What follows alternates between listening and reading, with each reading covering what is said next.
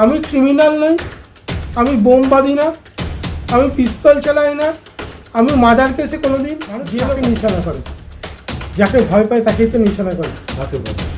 সংসদকে নিশ্চয়ই ভয় যদি আবার আগের মতো কর্মে ফিরে লোকের পাশে দাঁড়ায়, কাজ করে, এলাকায় এলাকায় ঘোরে, তাহলে তাদের তো যে আত্ম অহংকারের জায়গাগুলো তৈরি হয়েছে সেগুলো কমে যাবে। যে বিধায়ক আমার সম্বন্ধে বলে গেছে, তার জগদ্দল বিধানসভার পুরো এলাকা সম্বন্ধে সে সবটাই জানে।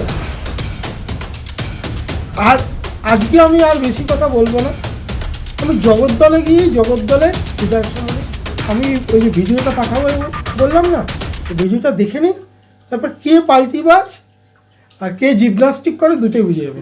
কোথাও কি অপমানিত বোধ করলেন কাজটা বলার পর আপনি?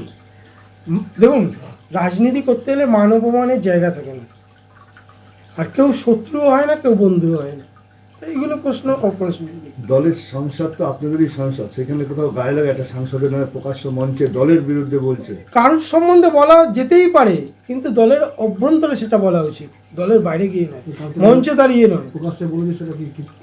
একদমই না, আমি মনে করি ঠিক নয়। উচ্চ নেতৃত্ব এটা কীভাবে দেখবে সেটা নয়, কারণ আজকে যে আমি প্রেসটা করছি এটাও আমার ঠিক না, আমি ক্ষমা চেয়ে নিচ্ছি দলের উচ্চ নেতৃত্বের কাছে। কেননা দলের সম্বন্ধে কিছু বলার হলে দলের ভেতরে আগে বলা উচিত। না, কাঁসাপাড়ায় পাল্টিবাজ নেতারা থাকেন, বড় বড় পাল্টিবাজ নিয়ে বলছি, বারংবার এই যে বলা হচ্ছে যারা 2019 তারা 2019, এই বারংবার বলার ক্ষেত্রে আমি দুটো ভিডিও আজকে পাঠাবো। আর কারা কারা বিজেপি অফিসে গিয়ে স্বেচ্ছায় জয়েনিং করেছিল সেই স্টিল ছবিও আজকে পাঠিয়ে দেবো।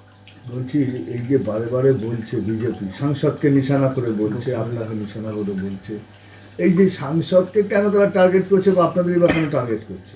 এটা তো উচ্চ নেতৃত্বকেই টার্গেট করছি, কেননা উচ্চ নেতৃত্বের নির্দেশেই তো সাংসদ জয়েন করেছে আমাদের। তাহলে উচ্চ নেতৃত্ব মানছেন না, তার মানে আপনি বলতে চাইছেন? একদমই তাই। কেন মানে আত্ম অহংকার বেড়ে গেলে অনেক সময় এরকম হয়। কতটা আত্মহংকার বলছেন কেন? আত্মহংকার কিসের আত্মহংকার?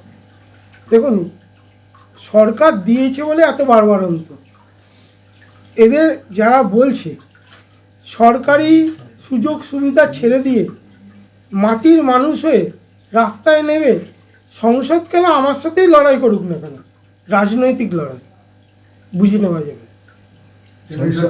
কেন তারা চ্যালেঞ্জে যাচ্ছে? আমি চ্যালেঞ্জে যাচ্ছি কেন যে তারা এরকম বলছে। দেখুন, অনেকে বলছে 2019-এ তৃণমূল আর আগের তৃণমূলের মধ্যে পার্থক্য আছে, তাদের এই জ্ঞানটুকু নেই।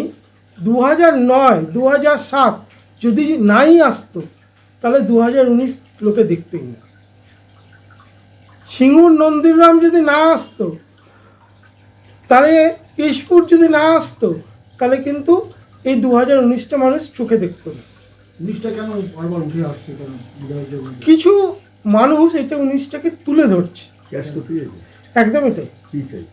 যে তারা চাইছে যে 2019-এ যে বিজেপি তাণ্ডবটা করেছিল সেই তাণ্ডবটাকে সামনে রেখে রাজনৈতিক ফায়দা তুলতে, কিন্তু তাণ্ডবটা তখন যারা বিজেপিতে ছিল তারাই করেছিল। আজকে আমি চ্যালেঞ্জ নিয়ে বললাম,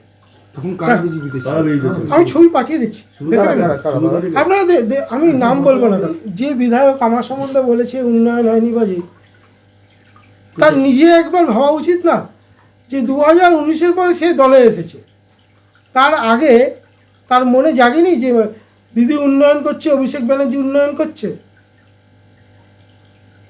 2016-তে সে কংগ্রেস সিপিএম জোটের হয়ে প্রচার করে গেলেন তৃণমূলের এগেনস্টে, তারপরে হুট করে নেবে এখন বড় তৃণমূল হয়ে গেলেন।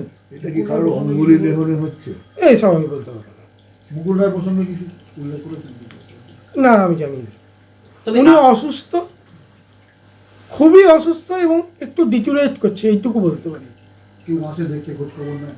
হ্যাঁ, দল থেকে খোঁজ নেয়, দিদি নেয়, পার্থদা নেয়, অর্জুনদাও নেয়, দলের সিনিয়র অনেক নেতাই নেয়।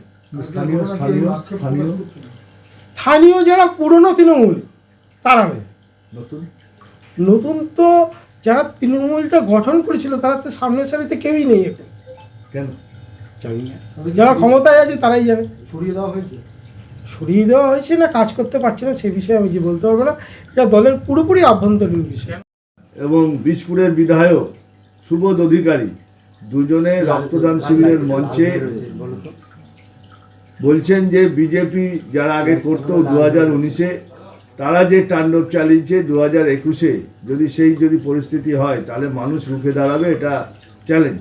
আর একটা বলেছে সব বিজেপি যারা বিজেপির কথা বলছে, সাংসদ অর্জুন সিংকেও তিনি নাম করে তিনি প্রকাশ্যেই বলেছেন মঞ্চে। সামনে ভোট, যদি এই পরিস্থিতি হয় কি করে জিতবেন আপনারা? প্রথম হচ্ছে এটা দলের পুরোপুরি আভ্যন্তরীণ বিষয়। আমি দলের কথা বাইরে বলতে ভালোবাসি না, তবে আপনাদের সকলকে আমি দুটো ভিডিও পাঠিয়ে দেবো, এখনই পাঠিয়ে দেবো।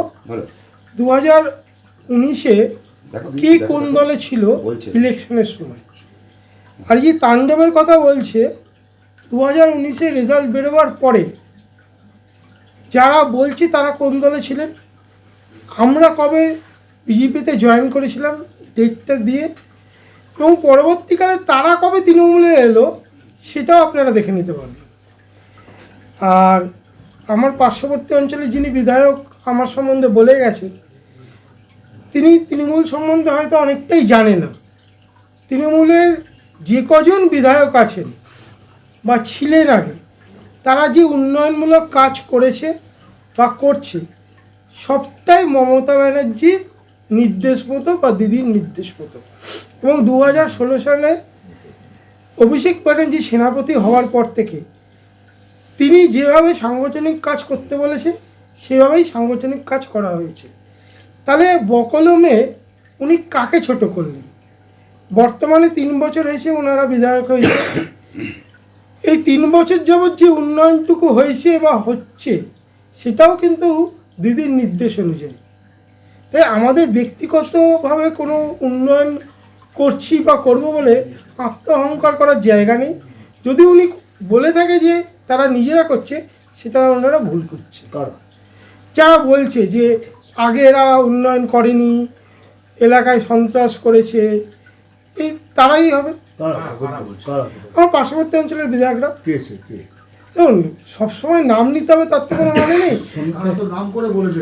স্পেসিফিক দেখুন, নাম করে বলেছে। সবার নাম নিতে না মুখে একটু বাধে, কেন? কেননা রুচির পরিচয় বলে তো একটা জিনিস আছে। কেন? কেন ব্যক্তিগত আক্রমণে আমি বিশ্বাসী নই, সেই শিক্ষায় আমি বড় হইনি এবং দলও আমাকে সেই শিক্ষা দেয়নি।